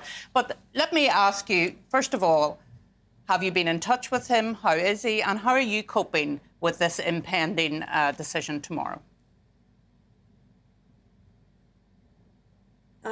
We last saw and spoke to Vladimir 1 year ago, in April of 2022, when before he was detained in Moscow and then arrested. Vladimir had been fighting for many years for the right to have phone conversations with his children. The first denial of that right came around Christmas time last year. I'm sure it was meant as a Christmas present. The official paper said that phone conversations with his children would impede the due legal process in the criminal case against him. And just recently, about a couple of days ago, he received yet another denial of that right, a repetitive denial. So the authorities are using this as a psychological torture, of course, by denying a man the right to speak to his kids, to have any contact with his family, by isolating him entirely from the people who love him and who miss him terribly. And Evgenia, I was really shocked to learn as well, and I mean, not shocking what you've just outlined to us, but the fact is that the warder who was in prison with Sergei Majinsky, who died in custody in 2009, aged just 37, and someone who Vladimir has spoken about and was very friendly with, the warder that was there at that time and who Vladimir talked about is now his warder in prison in Russia. And, I mean, that must cause you immense concern, given that Vladimir was out and about talking about this particular man across the world. And he's not actually the only one. You'd be amazed. Vladimir has been engaged in the campaign for the introduction of the Magnitsky legislation that imposes targeted sanctions on human rights violators all over the world since 2010. Sergei Magnitsky died in 2009. So the head of the Butyrka prison where Sergei Magnitsky was held in 2009 was a certain Dmitry Komnov. He was the one who ordered torture against Sergei Magnitsky and then denied him medical care. After Vladimir's arrest, he became the head of the pretrial detention center where Vladimir's being held. And another person in his case from the Magnitsky list is Sergei Podobrigorov, the judge.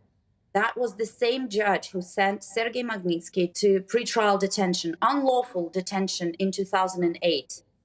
He is the same man who will be now trying my husband for treason and who will pronounce his verdict tomorrow.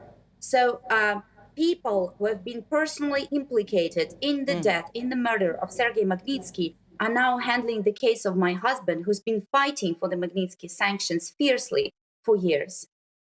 I mean, that offends all of our natural justice instincts, Evgenia. And the fact is that this is happening tomorrow. And are you shocked by what is being proposed, or is it something now, given your experience, that you've come to expect? It definitely is not a big surprise, considering the situation with human rights in Russia in general. Yeah. Thousands of people, over 20,000 of people have been detained over the last year for protesting against the war. According to Memorial, Russia's most respected human rights organizations and co-laureate of the Nobel Peace Prize last year, there are over 500 political prisoners today in Russia. So this 25-year prison sentence that the prosecutor demanded for Vladimir is not too much of a surprise, but it definitely shows that he is seen as a personal enemy too, because they could have, the first accusation against him for spreading the so-called fake news about the war in Ukraine would have been enough to send him to prison for 15 years. This is what the authorities are now doing in Russia, sending people to prison for up to 15 years for standing in the street with a slogan that says no war, for example. So this would have been enough, but they added the charge of high treason to that, and another charge of being affiliated with an undesirable organization. They labeled him as a foreign agent. All this shows to me that they consider Vladimir their personal enemy, and they do that. They hate him so much, and they are so afraid of him because of those sanctions and because of how effective this measure has become. And Evgenia, Vladimir is a dual passport holder. He's a British passport holder as well as a Russian passport holder. But he chose to go back to his home and to stand up against the regime there. You must be incredibly proud of him and what he has achieved, particularly in terms of the sanctions that he has been arguing for around the world. And what is your message to the Russian authorities today as they seek to imprison your husband in a penal colony? Well, my message to the Russian authorities and to the regime in Moscow is that they are overly optimistic by giving my husband a sentence of a quarter of a century. They're overly optimistic. They're not going to be here in 25 years. They're not going to, I hope that they're not going to be here in 5. So I know that this regime will collapse, and I will continue Vladimir's work. I will continue doing everything that is in my power to make sure that more human rights violators are sanctioned all over the world. And I do hope that I can put my small nail in the coffin of this regime, even if it's a very, very small nail, but I'll put it deep. But I also have a message for the British government. Vladimir is indeed a dual citizen, and I would very much like to see the British government more involved, more engaged in the defense of Vladimir. I would like the British government to stand up with my husband. And not only because he is a British citizen, you know, he's not a Canadian citizen. But Canada was the first country to impose targeted Magnitsky sanctions against perpetrators in Vladimir's case, against those who have been unlawfully persecuting and prosecuting him. This measure was then followed by the United States. The country also imposed personal sanctions against those involved in Vladimir's persecution. I would like to see the British government to do at least this, to impose sanctions on those people who are violating the rights of Russian citizens, for those Russian citizens who stand up against the regime, against all odds, who stand up and fight against all risks. And like you mentioned, Vladimir was poisoned twice, so he survived 2 assassination attempts, and still he continued his work. He continued his work raising awareness about the nature of Putin's regime around the world. He continued his work trying to make everything that he could so that sanctions could be imposed on human rights violators. And I believe that democratic countries should stand with people like this and defend them. Well, Evgenia, thank you for using this platform today to get your message across to our government, and I hope that they hear it very strongly. And we wish you strength as you endure this terrible ordeal. Thank you. Thank you. My goodness, what a lady she was. Now, it's feels a little bit light to go on to something now, but we have to move on and talk about the mother of the miniskirt. She was called the mother of the miniskirt and created a fashion revolution. Dame Mary Quant died this week, aged 93, after a life at the cutting edge of fashion. She's credited with raising women's hemlines as well as introducing hot pants and trouser suits. Created a dame in 2015, she was not only a British icon, but a global figure as well. And Amber Grafland is a fashion writer, and I'm delighted to say joins me now to discuss the legacy of Dame Mary Quant. She was an amazing lady, set up her own shop in 1955 on the King's Road. And it just came from there, didn't it, Amber? It really did. You could say that she completely revolutionised fashion. I mean, to put it into context, in post-war Britain, the word fashion didn't really exist. Clothes were accessible to a rich elite who had access to the world of couture, which was dominated by Paris. So the idea that women could actually access clothes, and I guess it was the birth of fashion trends and fashion as we know it now. She designed clothes that every woman could wear. I think with the help of Felicity Green, who was the fashion editor of the Daily Mirror at the time, who very much popularised her designs and was a huge supporter of Mary. And suddenly Mary was on every woman's agenda. They had access to fashion and they had access to her clothes. If they couldn't get to her store, which was buzzing in 1955 on the King's Road Bazaar, everyone was flocking there. You know, you could see that apparently you could shop with the Rolling Stones and the Beatles on a good day. Yeah. Anyone was there buying her designs. If you couldn't get to the shop, then actually the Daily Mirror would have her patterns so that women could actually make the clothes themselves. So if they had access to a sewing machine and they could buy some material, they could, make their own miniskirts. And I think that's why you saw her, her influence sort of proliferate so quickly, because everybody had access to it and everybody was sort of kind of was wearing her look.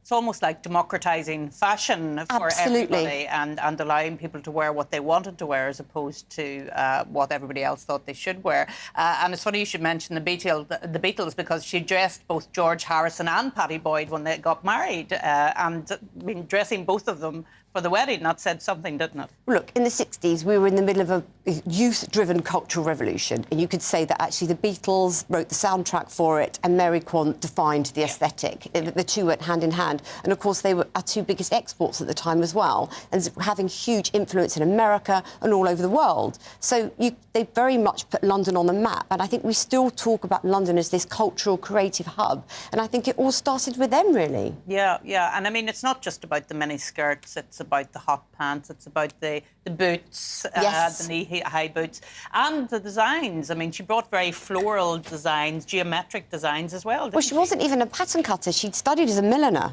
Oh, yes. But, she was just this iconic woman and everybody wanted to dress like her. She was an amazing role model as well because she was an amazing businesswoman. But she learnt to pattern cut at night. She had a flat above her store and she'd go and make the patterns in the evening. She was very much sort of writing the rule book as she went along. And a huge female entrepreneur as well, not just a fashion designer, but entrepreneur. Truly iconic. I mean, we all know, we recognise her look and the Vidal Sassoon haircut. Yes. I mean, that everybody was emulating that, the makeup, the eyeliner. It was about her as an icon, but also she was iconic because she was such a successful businesswoman. Yeah, yeah. Well, Amber, thank you so much for coming in to discuss the life and legacy of Dame Mary Quant, who died earlier this week at 93. Well, you're watching GB News, Britain's news channel. Coming up, we'll be speaking to the headlines with Aaron Armstrong. Thank you.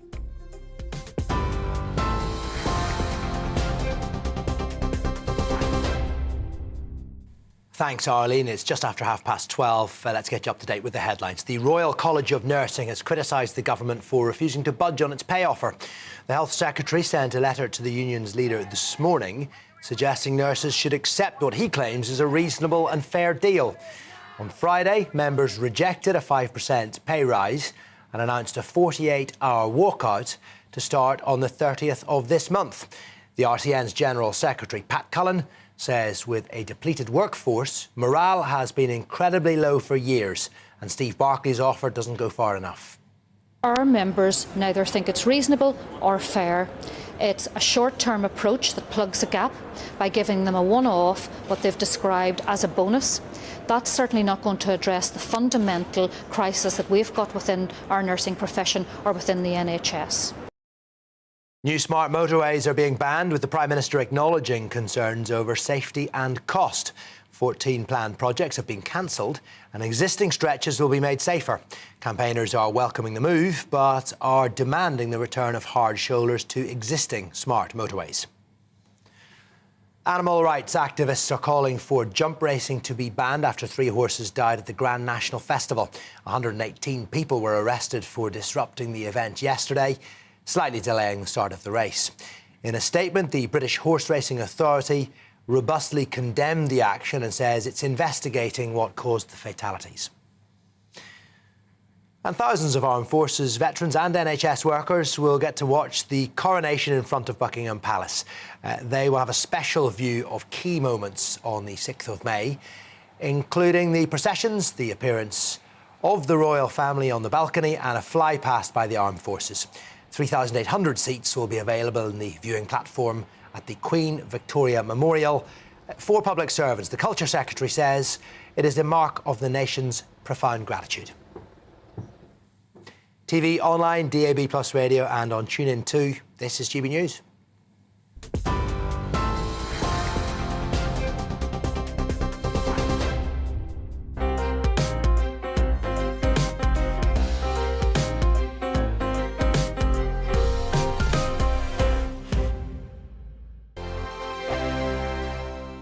I joined GB News because I was sick and tired of not hearing my views being represented, not just mine, but so many people that I knew and spoke to. I just couldn't get my voice out there. I couldn't say anything. I couldn't do anything. Whatever the narrative was, I kind of had to follow it. GB News is there to provide a voice for those who have been ignored by the establishment media. We think different things, we've got a different style. GB News is here to be optimistic and positive about the future. It's real kind of dynamic and flowing, with the audience very much at the heart of it, like a big family.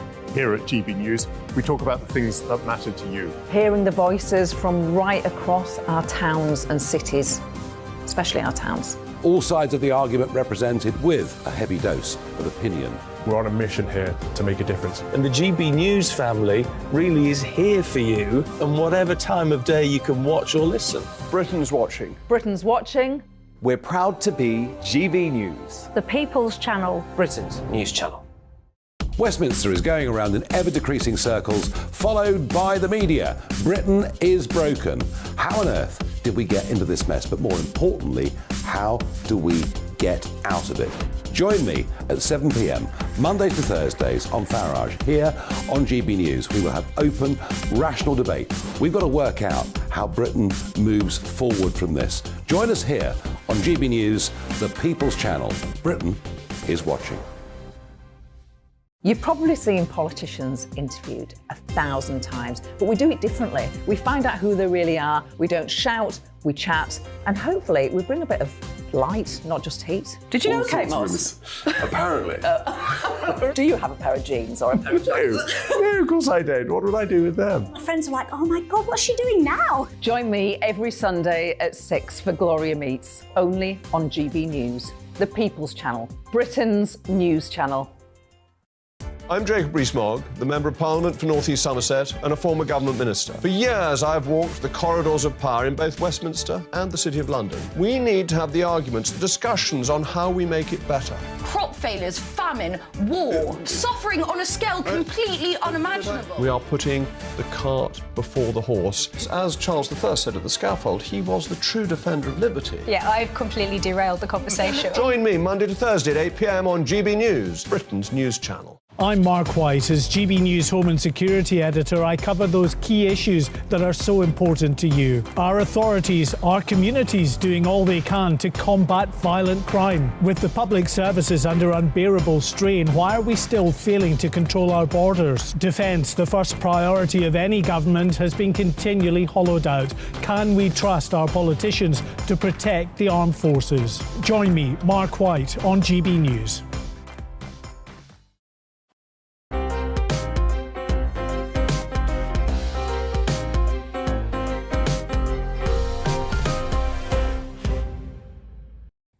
Welcome back to the show. Now, when you look at the night sky when you're outside, what do you see? Most of us, if it's a clear night, will be lucky to see the moon and a few stars.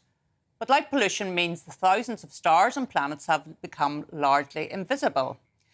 To highlight the issue of light pollution, this week is International Dark Sky Week. The organisers say used irresponsibly, outdoor lighting can disrupt wildlife, impact human health, waste money and energy, contribute, of course, to climate change and block our view of the universe. Greg Smyth-Rumsfeld is a space expert who writes for Astronomy Now magazine, and Michael Reimer is from the International Dark Sky Association, who's joining us from Denver in Colorado. And Michael, tell us, why do you think we need a Dark Sky Week? Well, we want a whole week to celebrate dark skies across the world. Dark skies are very important to us. Our human health is very vital, and it's very directly tied to dark skies. Light pollution affects our sleep, and that affects us in our ability to get proper sleep and rest, and for our bodies to heal at night. It's also bad for the environment, for wildlife. It's important for pollinators who depend on dark skies to provide their services for us in our food cycle. So dark skies are important not just for seeing the stars. Yeah. And as the Dark Sky Association, are you against all forms of unnatural light, artificial light, or do you see a role for artificial light, particularly in our cities? Oh, yes. So we like to say that we are dark skies, not dark ground. We are not anti-artificial light at night. What we want to do, though, is use artificial light at night responsibly. And we can do that by shielding the lights, dimming them, not being so bright, controlling them more with timers and motion detectors, changing the color temperature to be a little bit warmer, so more yellow amber temperature instead of that bluish white that we see a lot in LED lights. And if you don't need it, turn it off. But really, we do want to use lighting outside responsibly. It's not about just turning everything off. And Greg, Michael has said it's much more than just looking up at the night sky, but I fortunately live in a lovely countryside area, so I do have the night sky above me when I look out. Surely having that sight is something that's very important and is inspiring, actually.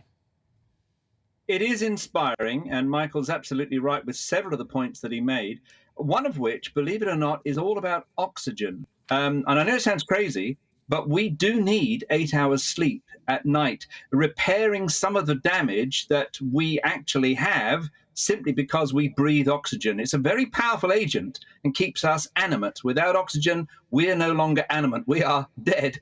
But in the long term, like my beard, like my hair, it wears us out. And oxygen shouldn't be sort of thought of as lightly. So going to sleep and having a full diurnal wake and sleep pattern is really, really important. And also, as Michael pointed out, that it highlights some of the other effects like wildlife and how their sleep patterns are affected as well. I mean, when we go outside, when I'm in the planetarium and telling the public about how many stars they should see on a clear and transparent evening, it should be of the order of about 3,000 stars. But invariably, most of us living in towns go into our gardens on what appears to be a clear night. And if you can see 200 stars, you're doing pretty well. I mean, planets and the moon are fairly unaffected, but all the other stuff is very much affected. And I think kids growing up today get a very skewed view of what we should be able to see. When I was young, I was seeing lots and lots of stars, very much so. And I lived in a town, so, you know, it's a question of that light blight that appears to be happening. And as Michael said, we're not talking about dark ground. We're not talking about eliminating lighting. That's not the purpose of this exercise. I remember going to the west coast of Ireland to test out a dark sky. That's the west coast of Ireland, where invariably it rains. But on the one evening that I was there for to assess this dark sky, it was remarkably dark and an absolute pleasure. These security lights that people put up have no means of restricting their view, and you can tilt them up and they can literally spread their light across several gardens, and it really is a blight. So managing light in a proper way is really paramount.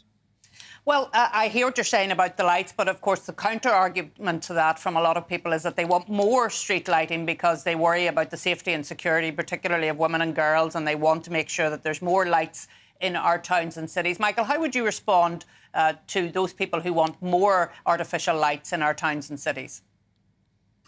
Well, the idea is more light doesn't necessarily mean more safety.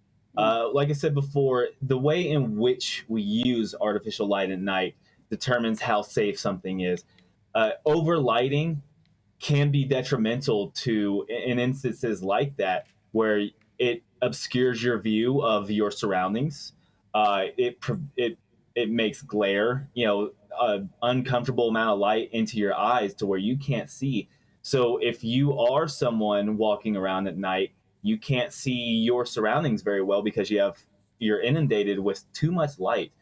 If we dim these lights, if we direct them down by shielding, we're going to have better lighting outside in order to see who and what is around us. So more light doesn't necessarily mean more safety.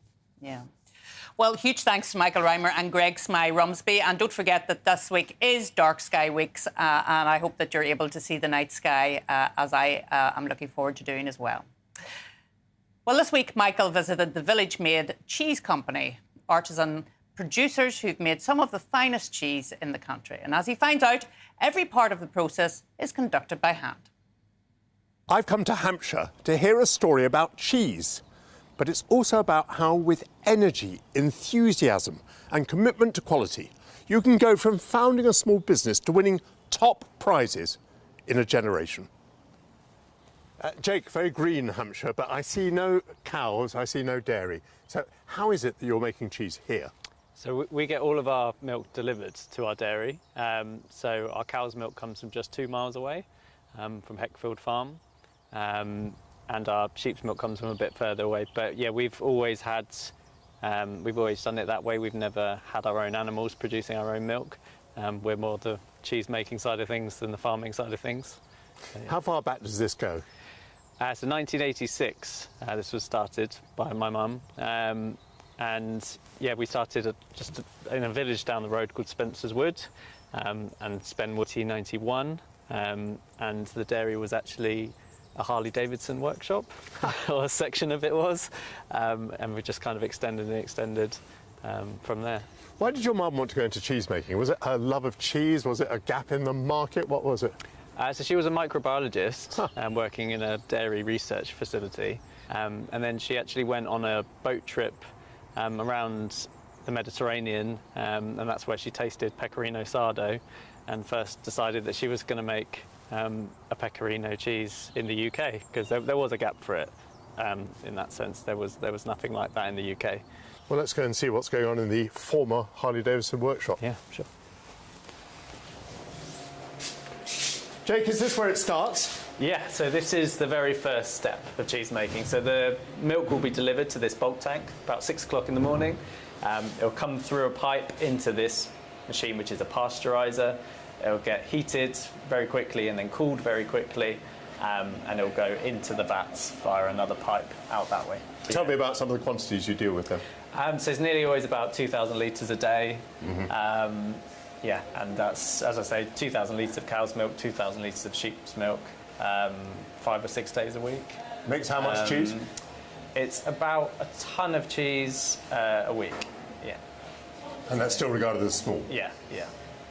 Take me a while to eat that. Yeah. Let's move on. Okay.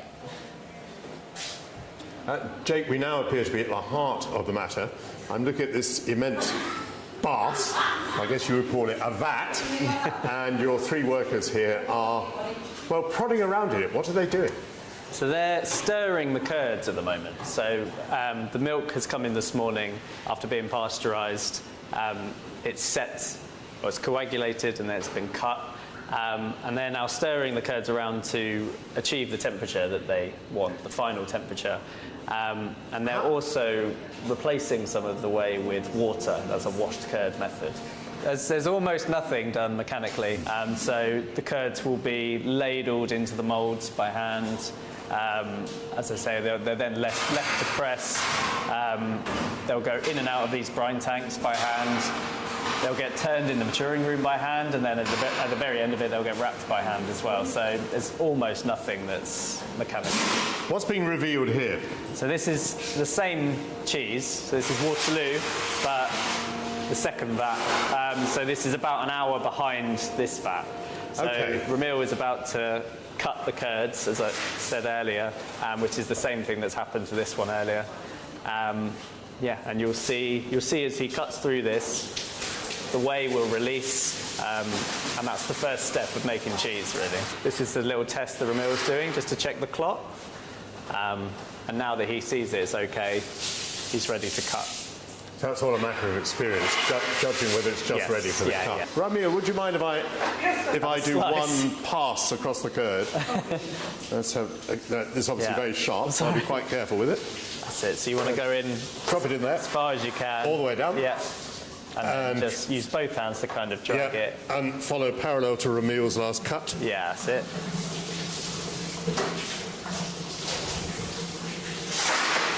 Yeah, nice. But what I can see there is that I scored it into ribbons of curd. Yeah, so this is the first cut, which is a vertical cut. So you're creating lines through the curd like this. Yeah. And then the next one he'll do will be a horizontal cut, and then that's why you get the cubes at the end of it. You've cut it both ways. Absolutely. The first cut is the deepest. Yeah. Obviously, people in different places make cheeses very differently. Yes. How do you decide what kind of cheese you're going to make and how you're going to make it? I think it's a bit of trial and error, to be honest. Yeah, I think so. We've had this recipe for Spenwood for more than 30 years now. When we've made other hard cheeses, we've kind of taken that recipe and just adapted it. So Spenwood was the first hard cheese we made with the sheep's milk, and then this is Heckfield, which is made in a very similar way but with the Guernsey cow's milk, and now we've just done it again with goat's milk as well. So yeah, you're always trying to fill a gap. We're always trying to innovate and not just copy another cheese. Well, what a very delicious outcome this is. Well, you can imagine what I'd like to do next. Do you want to taste them? Yes. Okay, let's go. So we'll start with Spenwood. So this is our award-winning cheese, I'd say. So this Spenwood actually won Best British Cheese last year at the World Cheese Awards. Best British cheese? Best British, yeah. That's great. Stunning. Yeah, we were really happy with it. And as well as that, it kind of finished 8th in the world. So there were more than 4,000 entries to the World Cheese Awards, and it finished 8th, which was a great honour. I'd love to be able to paint it as well as taste it, I think. All right. Do you want to do the honours? Yeah, of course. Notice he doesn't cut the nose off the cheese. I can't bear people cut the nose off the cheese. There you go. Thank you very much. You're welcome. Now, just remind us then, this was originally Yeah. your mother's take on pecorino. Yes, yeah. So somewhere between a pecorino and a manchego is kind of what she was aiming for. At this age, it's quite supple. It's still got some sort of bend to it. That's because it's retained a nice amount of moisture. It's not dried out too much. I'm much more familiar with manchego than pecorino, and I think the comparison is valid. It's like quite a mild manchego, but delicious cheese. Yeah. So what have we got here? So this is made of ale. So this is a semi-soft Guernsey milk cheese. It's made in a similar recipe to a brie, but the rind is actually washed in ale. So we use a local IPA that's brewed just 5 miles from here, and we regularly wash off the white mould, and what you end up is like kind of an orangey, pinky, sticky rind. And it takes on some of the beer characteristics. Doesn't necessarily taste like the beer, but it kind of takes on some of those yeasts, and you get that funkiness coming through. Funkiness? Yeah. Right. Plunge the dagger.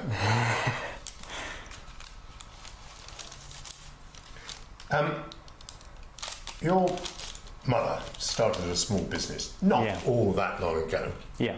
And you won top prize for British cheese, 8th in the world.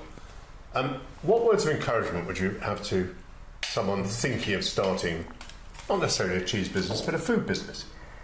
I think you just have to give it a go, really. I mean, there's always a gap in the market. I think that's something that cheese has proven to us is just the tiniest change to any recipe can create a completely different cheese. So you can always create something authentic and original. And again, if you've got a farm local to you that can supply you with milk, that's even better. And you keep the whole carbon footprint of the product down.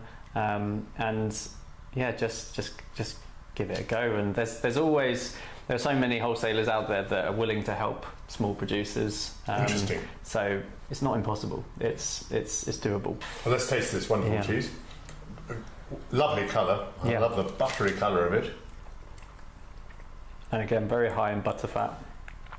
So it's got a really nice creamy texture. Oh, it's a splendid cheese. I'm not actually picking up any beer, but it's fascinating to know the process, and the result is fantastic. Yeah, so it's strange. It doesn't take on the beer flavour at all. It just kind of promotes something. So it definitely gets that kind of, lots of people say Marmite, because it's kind of like a yeast extract flavour that kind of comes through, that sort of tangy saltiness. But unlike Marmite, I think everyone would enjoy this. Yeah, hope so. Well, that was Michael visiting Artisan cheese company and seemingly enjoying himself in a great deal. Well, in a few minutes, Emily Carver will be taking over the studio. Emily, what have you got in store? I will. Today? Thank you. Yes, that did look rather delicious. Yes. I'm concerned about this strike action because it does seem like it's becoming more and more coordinated. More lives are being put at risk. How do we get to some kind of resolution on this? Is it to blame for our sluggish economic growth? That's what the ONS said earlier. So we'll be getting stuck into that, debating that with lots of different people. And I want to talk about the Royals. Are they on the brink of collapse? No, they're not. That's Absolutely what one not. report has said, at least. We'll be getting stuck into that. Apparently, they're getting lazy with their public engagements, so we shall see. And then also holiday lets. Should we crack down on them? Yeah. Lots of people are getting upset about how they're taking over various areas of our country. Well, Michael Gove seems to want to take some action in relation to all of that. But is that anti-business? Yeah. We'll find out. We'll debate that too. So we've got all sorts coming up as well. But yes, we're going to mainly focus on that strike action. Is coordinated strike action just immoral? Is it a step too far? Are lives unnecessarily being put at risk? Or perhaps is the government just doing a bad job at things? OK, Emily, well, we look forward to all of that. I want to say a huge thank you to all of my guests today. We've had a really eclectic show today. I don't think there's any doubt about that. I hope you all have a lovely Sunday. Michael will be back again next week. But until then, goodbye. Hello there, I'm Craig Snell. Here's your latest forecast from the Met Office. Well, as we go through the week ahead, plenty of dry weather on offer. Always the best of the temperatures out towards the west. So here's the situation at the moment. We've got high pressure beginning to build across the country, but these weather fronts will be a focus of some cloud and some outbreaks of rain as we go through the next 24 hours. So looking into detail for this afternoon, plenty of cloud around across the country. Best of the brightness down towards East Anglia, South East England, also Northern Ireland, the far north of Scotland too. But in the sunshine here, we could just see a few showers develop, but also temperatures rising to around 17 or 18 degrees. So feeling pleasantly warm here. Under the cloud, temperatures around